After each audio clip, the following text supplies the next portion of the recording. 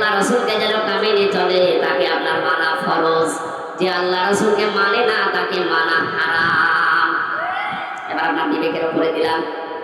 এই কথা শোনার পরে কারো যদি মনে হয় যে এটা তো রাজনীতি হয়ে গেল, হ্যাঁ এটাই রাজনীতি। আপনার কাছে যারা উল্টা পাল্টা মনে না হয়, এজন্য আমি আয়াত পারা পৃষ্ঠা লাইন রকম সূরার নাম তাফসীরের নাম বলেছি, আপনি বাড়িতে যেয়ে মিলিয়ে দেখেন। যদি না পান আমি আর কথা বলবো না, কিন্তু যদি পান আপনাকে মেনে নেওয়া লাগবে।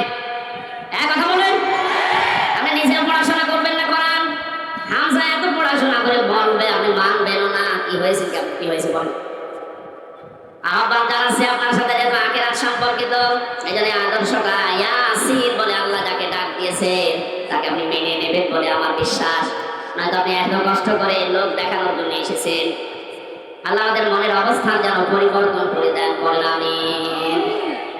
এখানে একটা হাদিস মনে পড়ছে, মানিত্তাবাল হুদা বিগাইরিল কুরআন আদাল্লাহুল্লাহ।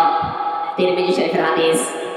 বিশ্ব নবী জানিয়েছেন এই পৃথিবীতে কোরআনে কারীম যেখানে নেই, কোরআনের কর্মসূচি চলে না, এরকম কোন জায়গায় যদি কেউ ভালো হওয়ার নিয়তে যায়, আল্লাহ নিজে তাকে দায়িত্ব নিয়ে খারাপ বানিয়ে দেয়। ও যশোরবাসী, শব্দের দিকে খেয়াল করেন। নবীজি দল্লা শব্দ দিতে পারতেন, দল্লা ইয়াদিল্লু, তাহলে বাংলা অর্থ আসতো আপনি নিজেই নিজেকে খারাপ বানিয়ে ফেলেছেন। শব্দটা যেহেতু আবাল্লা ইয়াদিল্লু বাড়ি ফাল থেকে এসেছে, এই জন্য বাংলা অর্থ দাঁড়িয়েছে আপনি হয়তো ভালো হওয়ার নিয়তে কোনো জায়গায় গিয়েছিলেন, কোনো দলে হোক, কোনো দরবারে হোক, কোনো আস্তানায় হোক, কোনো দরগায় দুর্গায়, সেখানে বলেন আপনার নিয়ত ভালো ছিল যা ভালো হবো।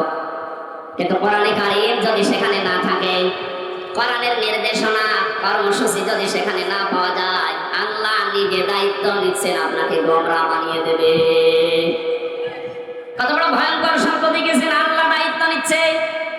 আর এখানে ছোট বড় কম বেশি আমরা সবাই কথা বিশ্বাস করি, হেদায়েত দেওয়ার একচ্ছত্র মালিক হামজার বাবার।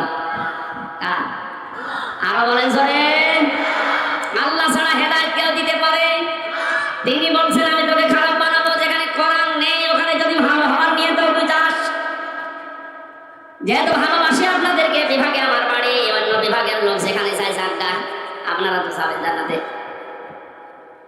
আজকে থেকে অন্তত সিদ্ধান্ত নিয়ে বাড়ি যান, কোরআন যেখানে নেই ওই দল যদি আমার বাবাও কায়েম করে আমি ওই দলে নেই। এটার সাথে একমত আছেন কারা দেখি?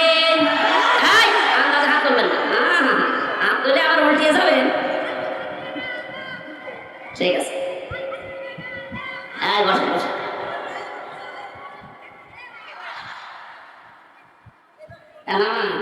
ওয়াজ তো হয়ে গেছে, আবার ওয়াজ করা লাগবে?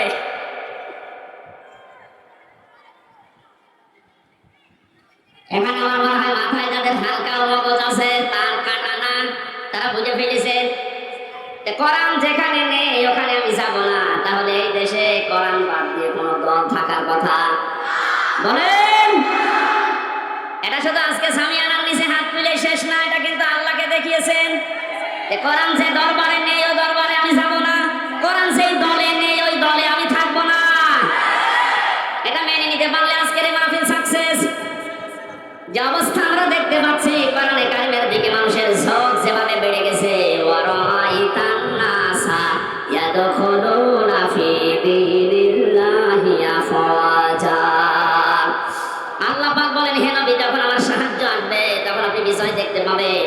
আর বিজয়ের যতগুলো ধাপ আছে তার প্রথম ধাপ এটা, বিজয় আসলেই মানুষ দলে দলে পলে পলে আমার ইসলামে প্রবেশ করবে।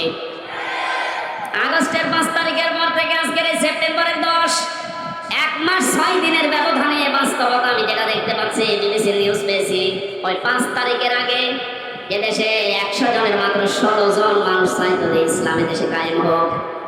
অথচ 1 মাস 5-6 দিনের ব্যবধানে গতকালকের রিপোর্ট বেরিয়েছে, এই দেশে এখন 100 জনের 34 থেকে 35 জন মানুষ চাচ্ছে দেশে ইসলাম কায়েম হোক। এই জরিপটা ভালো না খারাপ? কিছুদিন যেতে দেনে ভাবেন, মুক্ত পরিবেশে ইসলাম প্রচার করার ব্যবস্থা করেন, মানুষকে আপনি একটু ছাড় দেওয়ার চেষ্টা চালান। মুসলমান তো দূরের কথা, বহু হিন্দু এই 1 মাস 6 দিনের ভেতরে আমি মুসলমান বানিয়েছি। ওরা দলে দলে